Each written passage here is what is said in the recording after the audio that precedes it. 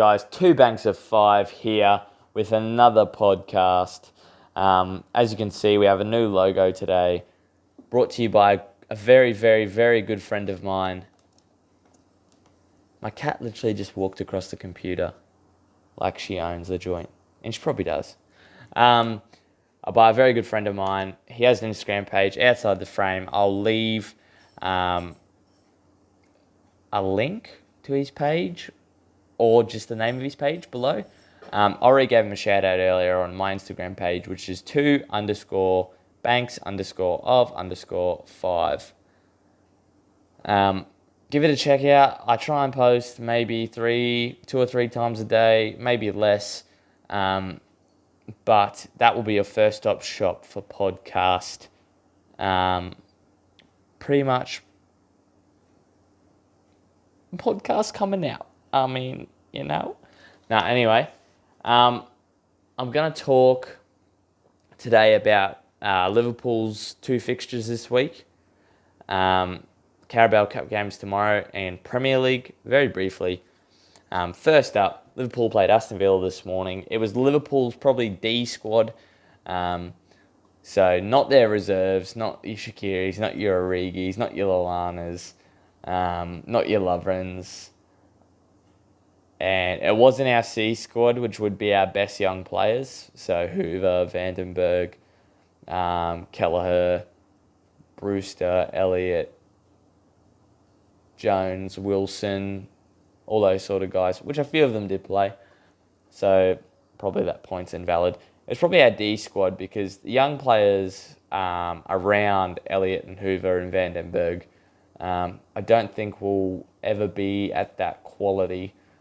The likes of Nico Williams and Curtis Jones are in Qatar right now, so they miss out, which maybe shows they are going to play a part against Monterrey tomorrow. Larucci and Brewster are unfit, so they didn't participate. I'm going to start with the positive things. They showed good heart, and they showed that top to bottom Liverpool are playing the same football. At the end of the game, Dean Smith and John Terry came in and congratulated the players on how they performed and to tell them to keep going. But what really fucking riled me up was Aston Villa players who maybe aren't all first team players, but they're definitely players who are on the bench or making squads in game week. And some of them start. And they celebrated their goals like they won the Champions League. And the fact is, they're young kids, all right? When you score a goal against them, their heads are already going to go down. And then to top it off, you celebrate like it's a big deal.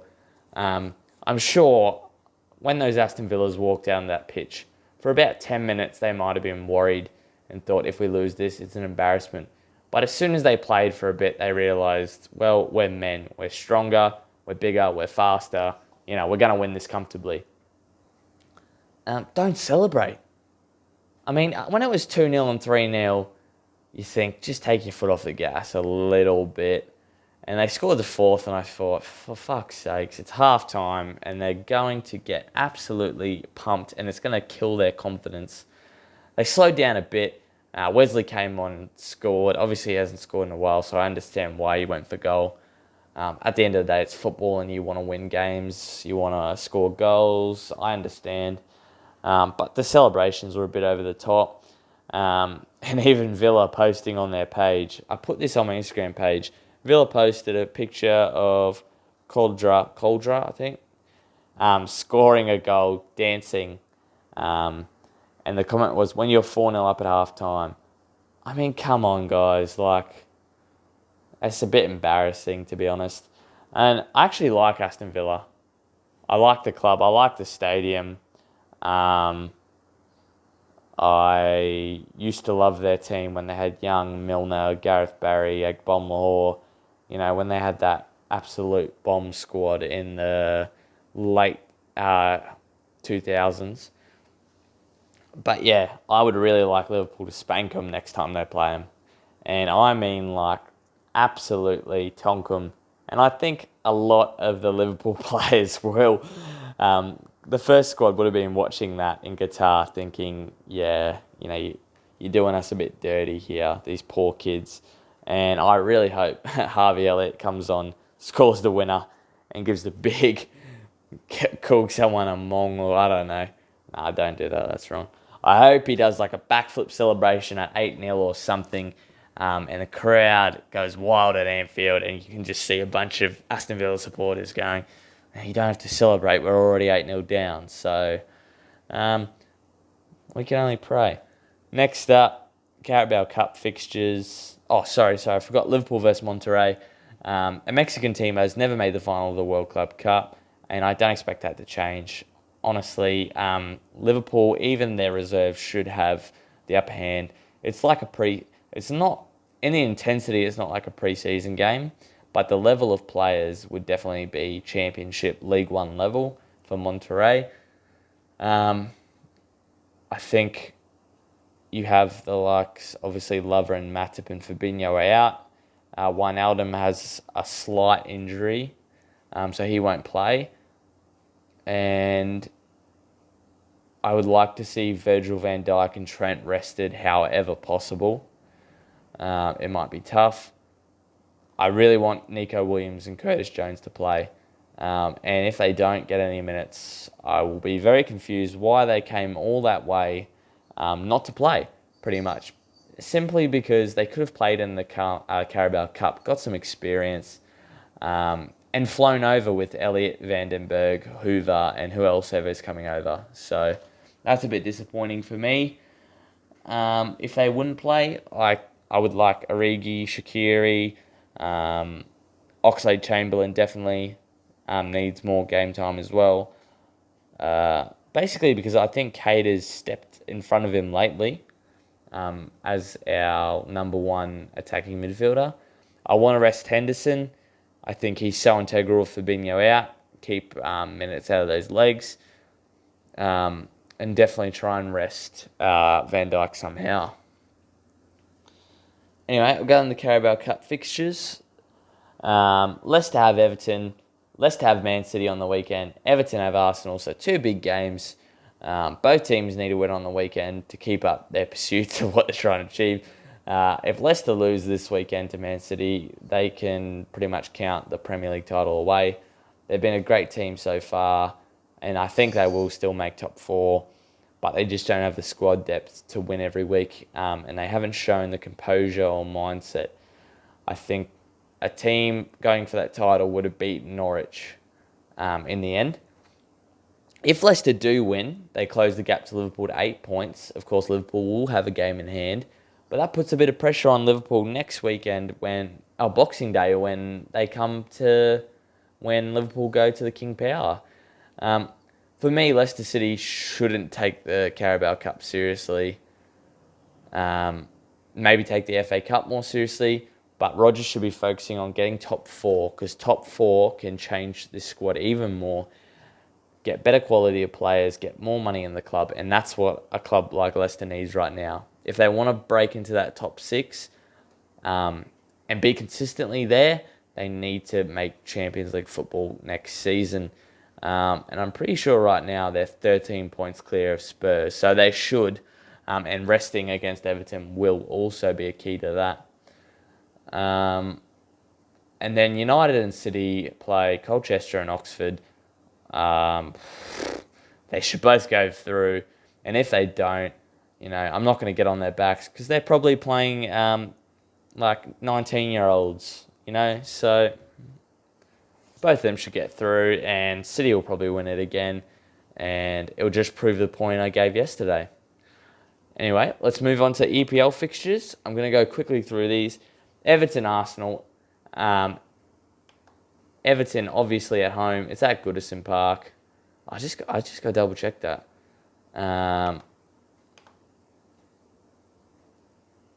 Is it? Yeah, Goodison Park. Okay, so the teams at the top are at home.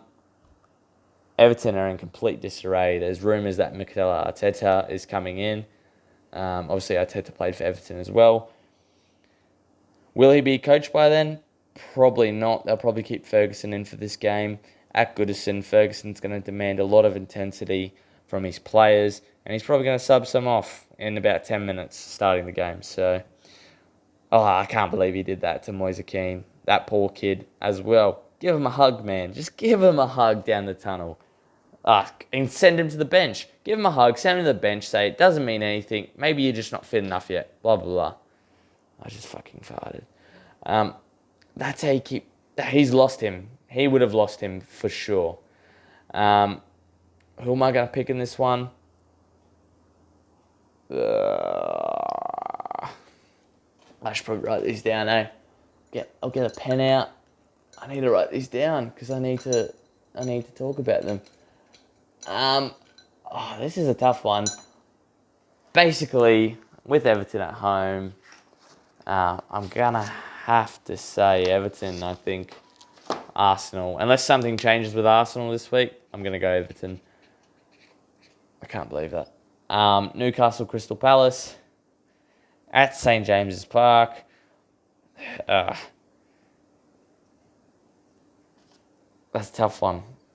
That is extremely tough. Newcastle obviously in 11th. Crystal Palace sitting in a comfortable 9th. Pretty much if either of them win, they'll be in 5th spot. Which is absolutely obscene. Look, I'm gonna go Newcastle. I think all the theory that I've put into the last few have not helped me at all. Southampton, Aston Villa, a relegation dogfight. Pretty much a win. It's starting to become apparent that Norwich and Watford, Southampton or Villa are going down this season. I don't think Everton will be dragged into it. Maybe Bournemouth due to their injuries, and Brighton, Burnley maybe at some point, but I just think it's pretty clear that it's a really tight middle of the pack road, and it's a really spread out end. So Aston Villa versus Southampton. It's at Aston Villa's home ground. I love my mate, but I've watched Southampton a few times, and they're just not playing well. Villa have the pace and power of Jack Grealish. I'm gonna have to go Villa, as much as it pains me to say. And I think that might just be lights out. Just might about be lights out for Southampton and Ralph Hasenhüttl. Norwich Wolves. Norwich at home. I'm going to go Wolves in this one. And simply because Norwich played great against Leicester. No doubt about that in my mind. The one thing that I noticed, and I've noticed all season with Norwich, is they perform better when teams are at them. When there's space, behind, when teams break. When teams like to attack Norwich and be up in their face and have possession, Norwich definitely can counter-attack, can break through the press, and that helps them. And because of that, I think Wolves, they'll be away. They'll sit. They can sit deep. They're a tight defensive unit, and they're just going to catch Norwich on the break. A poorish result against Spurs. I think they played a lot better than Spurs and didn't get the result they wanted. So I'm expecting a Wolves win. Brighton, Sheffield United, another one where I'm just going to absolutely take the biggest slap ever at it. Sheffield are in good form. But Brighton, on the other hand, play some good stuff. Brighton are in 13th on 20 points. Sheffield are on 25. Sheffield have won their last 2 games.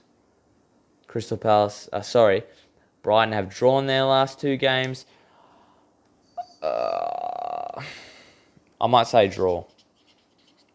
I'm just going 3 draws in a row for Brighton.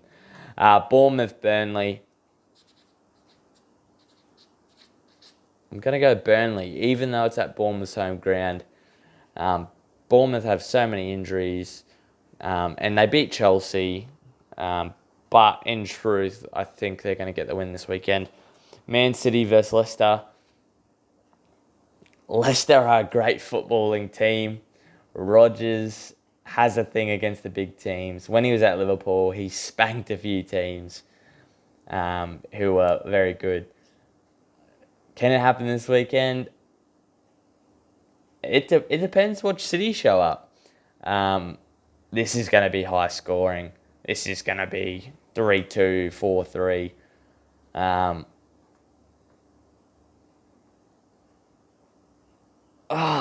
It honestly depends whether Leicester are prepared to do what City hate and sit back, soak up the pressure and counter-attack. They have the place to do it. They have Jamie Vardy. I'm going to go Leicester. I think Vardy is going to cause so many issues for that Manchester City backline. And all it takes, if Rodgers is tactically adaptive and thinks about this game, all he has to do is sit back in two banks of 4, not 5, not two banks of 5. Soak up the pressure.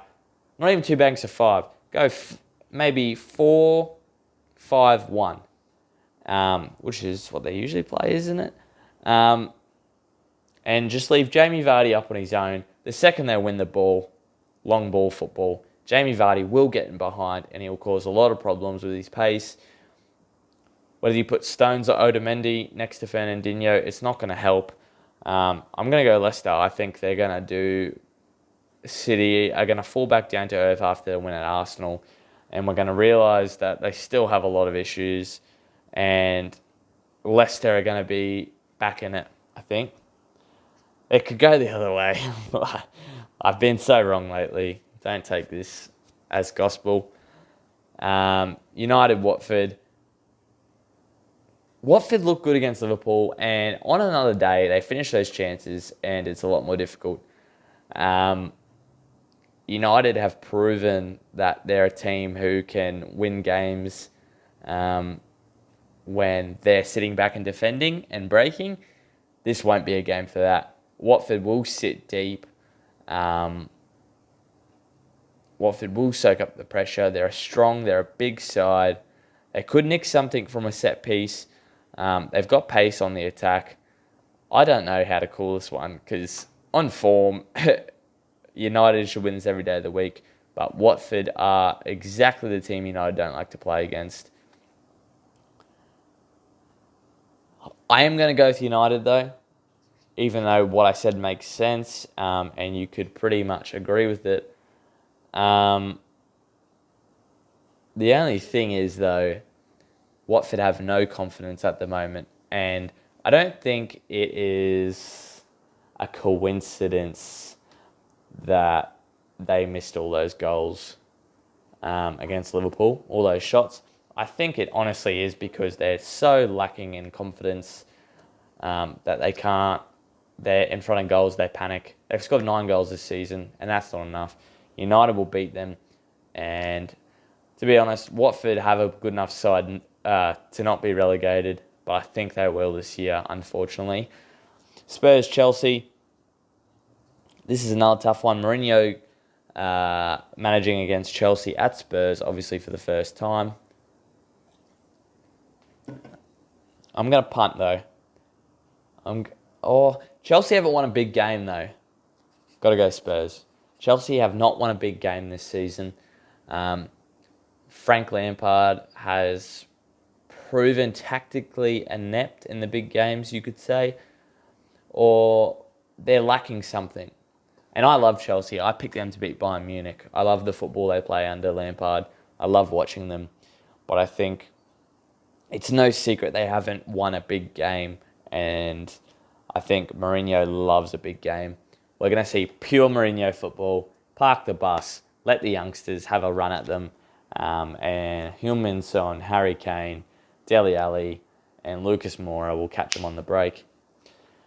Anyway, guys, so that's my predictions. I'm going Everton over Arsenal, Newcastle over Crystal Palace, Villa over Southampton, Wolves over Norwich, a draw in Brighton Sheffield, a Burnley win, a Leicester win, a Manchester United win, and a Tottenham Hotspur win. After 2 weeks, of predicting results, I have amassed 5 out of 20. if I get all the fixtures right this week, it's looking positive. It's not going to happen. And you might be going 5 out of 20. Why am I even watching this? You know what? Some of them were pretty fucking crazy. The City Newcastle one, the Bournemouth one against Chelsea. No one saw that coming.